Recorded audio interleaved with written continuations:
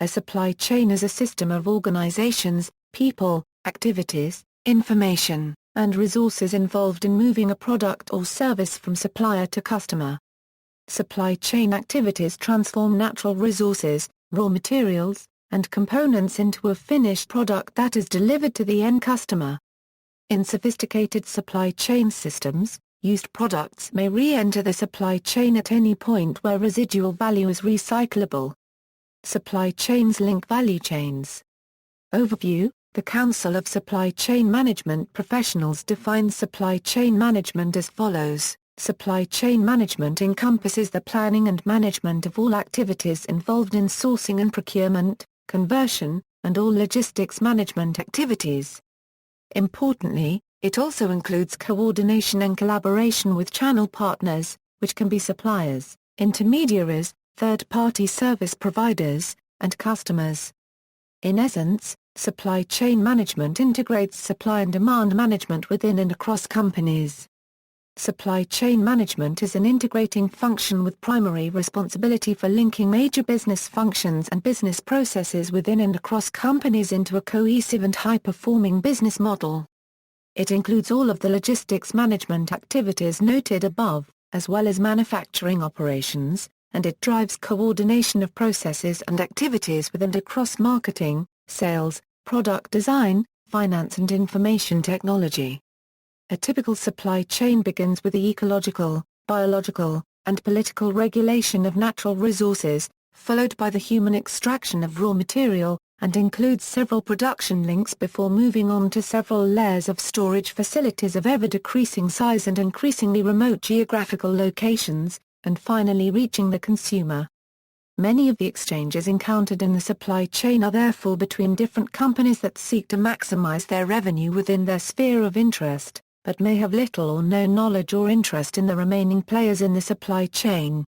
More recently, the loosely coupled, self-organizing network of businesses that cooperates to provide product and service offerings has been called the extended enterprise.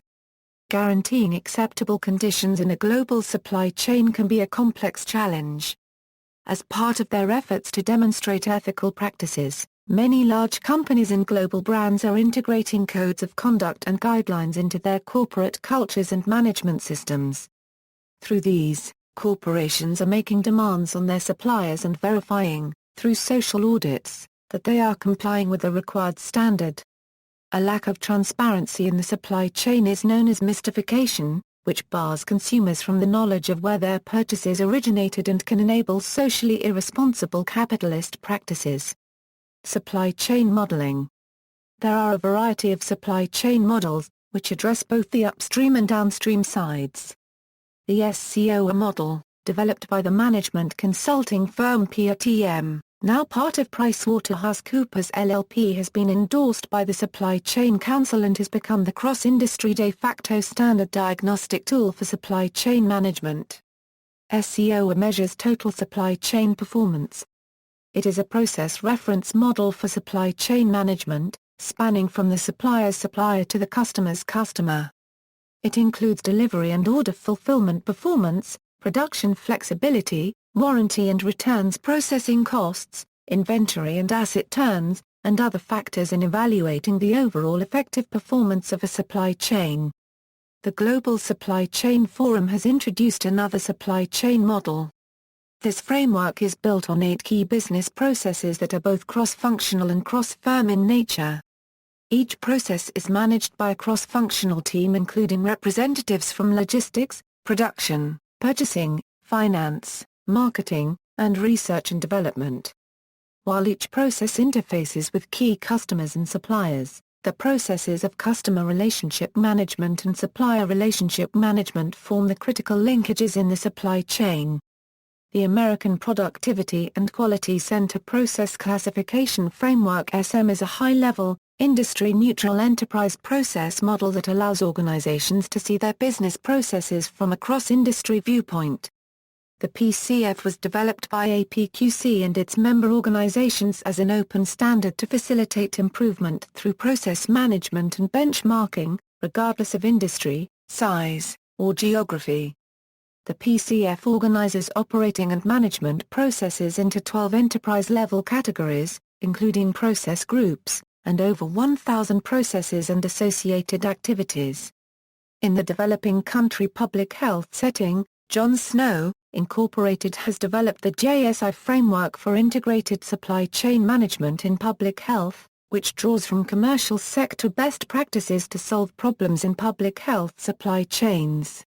Most recently, the supply chain roadmap has been presented. It is a method where an organization unregistered trademark's supply chain strategy can be reviewed in an organized and systematic approach in order to assure alignment of the supply chain with the business strategy.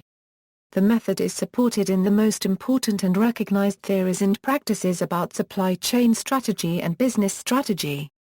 The method allows the characterization of the supply chain under analysis by 42 factors in a single-page view called the map, and allows the comparison of this supply chain with 6 supply chain archetypes, in order to find gaps between supply chain under analysis and the most proper supply chain archetype. Method is applied in 4 steps. The method was developed by Hernan David Perez, an experienced supply chain manager in several industrial sectors, and professor and international speaker in supply chain strategy. Supply chain management.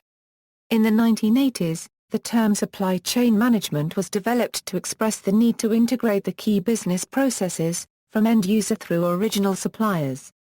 Original suppliers are those that provide products, services, and information that add value for customers and other stakeholders. The basic idea behind SCM is that companies and corporations involve themselves in a supply chain by exchanging information about market fluctuations and production capabilities. Keith Oliver, a consultant at Booz Allen Hamilton, is credited with the term's invention after using it in an interview for the Financial Times in 1982.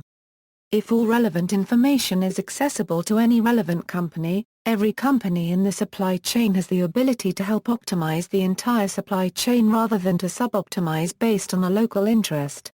This will lead to better planned overall production and distribution, which can cut costs and give a more attractive final product, leading to better sales and better overall results for the companies involved.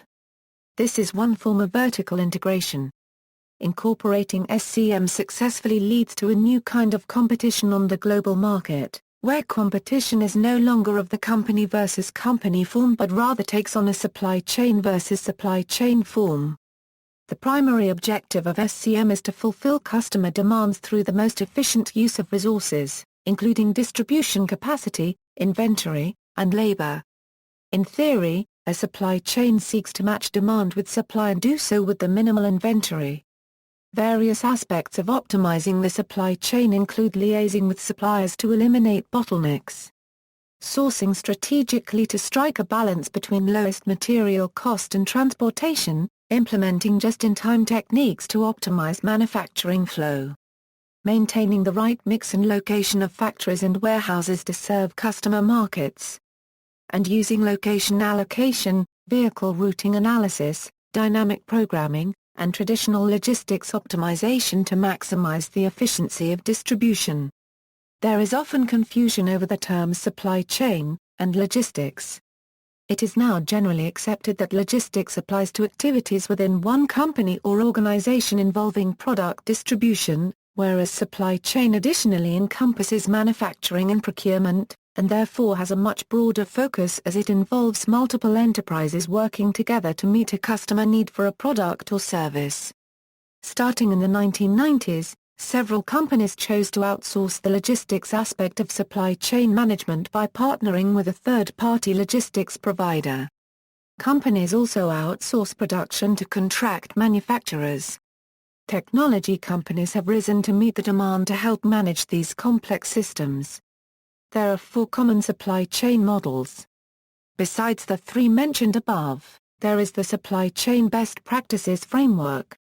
Supply chain resilience. In recent studies, resilience, as the ability of a supply chain to cope with change, is regarded as the next phase in the evolution of traditional, place-centric enterprise structures to highly virtualized, customer-centric structures that enable people to work anytime, anywhere.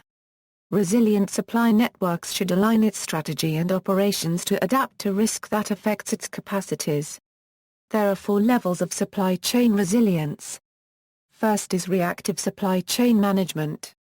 Second is internal supply chain integration with planned buffers. Then comes collaboration across extended supply chain networks. Finally is a dynamic supply chain adaptation and flexibility. It is not about responding to a one-time crisis, or just having a flexible supply chain. It is about continuously anticipating and adjusting to discontinuities that can permanently impair the value proposition of a core business with special focus on delivering ultimate customer centricity. Strategic resilience, therefore, requires continuous innovation with respect to product structures, processes, but also corporate behavior. Recent research suggests that supply chains can also contribute to firm resilience.